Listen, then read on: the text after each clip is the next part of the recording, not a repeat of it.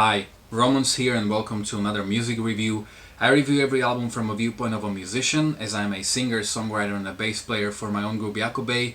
And last year we have released our debut album called Pursuits in Life. What makes it unique is that it's a pretty heavy prog rock without guitars. Instead you have drums, bass, saxophone and keyboards. You can check out two of our music videos on my YouTube channel. We're building our own monument and Fake the New Kind of Beauty, and also a studio live take of A Way to Oppose.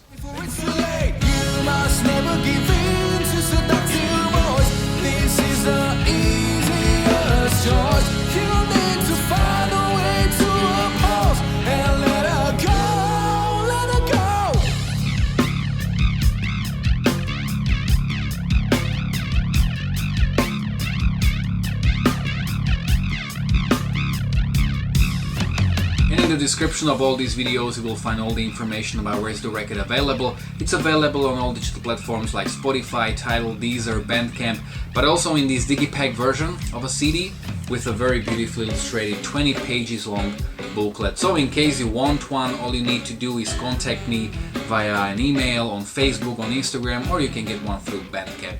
And today I'm going to review the new album from Korn, The Nothing. Music review. Korn is a band I was always aware of when I was growing up, even though I was never necessarily a fan. I had a lot of people who were into them and they were just kind of unescapable at that time. Like, I remember watching a lot of their music videos on music video channels back in the day when that was a thing, like Thoughtless or A Long Night Break, and I really liked some of their songs, but I never actually sit down and listen to any of their records. They were always too pessimistic for me. There was one album I did however listen to, and that was the Paradigm Shift that they released 6 years ago, and I remember I really loved that album when it came out. I don't really remember it that well because I haven't listened to it ever since, but I remember really liking it.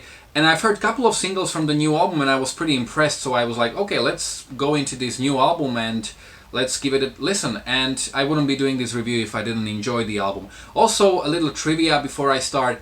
The drummer, Ray Luzier, also has another project called KXM, and they released their third album last Friday the 13th, so at the same time when this album came out. I did previous review for it, so be sure to check that out.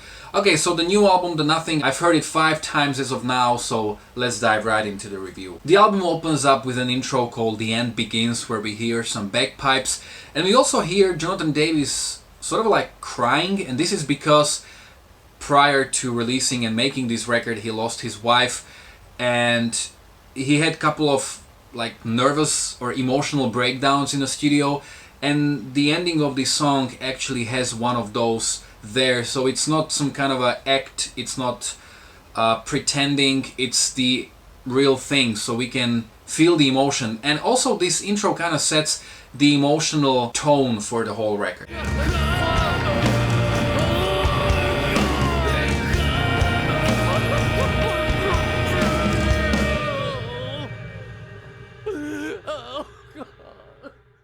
Then we have a song called Cold, where there's this perfect balance between aggression and melody. I'm not necessarily a big fan of extreme vocals, but I do enjoy them when they are mixed in with melodic vocals and when there's a balance, and this is a great example of something like that. The death metal growls are really great, and all these parts kind of remind me of Slipknot, even though a lot of fans would argue that it's the other way around. Slipknot were inspired by Korn. There's a great bass sound and bass guitar, also a melodic chorus, and I like that sort of a negative, pessimistic, dark, mid-2000s atmosphere that it creates.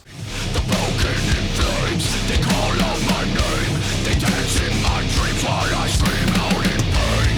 I'm on my way, this is the day, this is the time to break it down. You'll Never Find Me, that they also shot a very impressive music video for, sounds like a very modernized nu metal, and I really like it because the whole record kind of sounds like something that could have been released in mid-2000s, but it's very updated in terms of production and sound. So this is again a great song with a great chorus, and I like that despite really strong songwriting and really catchy melodies on this album, the songs still maintain heaviness and aggression. So dark.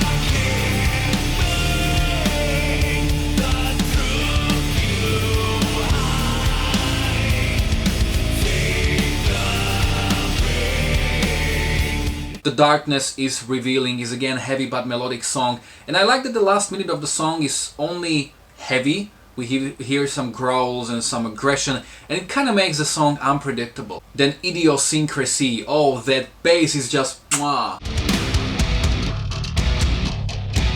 I just love the bass on this album. It has a great chorus, and especially that part, God is making fun of me, just hits really hard emotionally. God is making fun of me. God is making fun of me. God is making fun of me. He's laughing up there, I can see. God is making fun of me. He's laughing up there, I can see. Finally Free is a track that really takes me back to those 2000s, and I kind of like it for it. Another catchy song is The Ringmaster. It's a little more laid back than the rest of the album for the most part, and I really like that bridge with like vocal rhythms that are in the background. I think it's pretty cool. You ever hear that voice in your motherfucking head?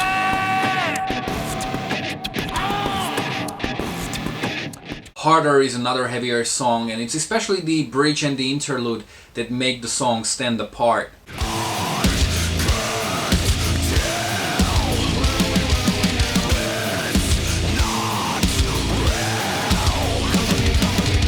This Loss is another very melodic and catchy song, and it has a big chorus. And what I love about Jonathan Davis, apart from the fact that he seems to be not really getting old because his voice sounds as it always did, and I really love his voice, is also that how heavy but at the same time vulnerable he sounds in the chorus, especially when he sings that word heart. The feeling of this loss keeps creeping, ingesting any joy that I might find.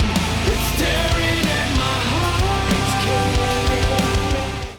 The final track of the album is sort of like the close-up of the record called Surrender to Failure, and it's a more mellow track that musically seems to represent that emotional state of Jonathan Davis, and it also seems like the most important statement on the album.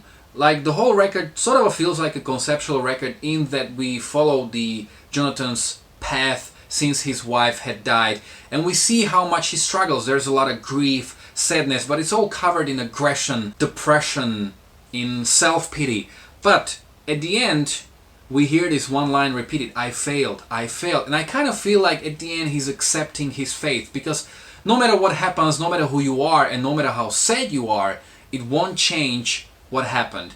And I think that to a certain degree this is the statement of the final track, to kind of accept your fate. The songs are generally shorter on the album, and even the record with the 13 tracks has just something over 40 minutes of a running time.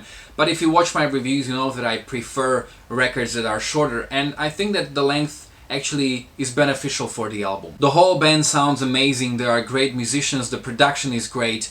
Also, I like how impactful and emotionally heavy the album is, but at the same time is enjoyable as hell. Quite honestly, I will try to find some time to go through the back catalog of Korn, because this new album really left me impressed. So if you have listened to the new album already, you can let me know in the comment section below how much do you like it, how well does it compare to their previous works, maybe which other album should I go to, or maybe which works should I check out first.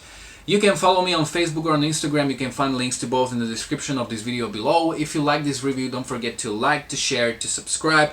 You can check out my own original music, my live performances, my worst to best series, and quite a lot of other reviews as well. So thanks a lot for watching.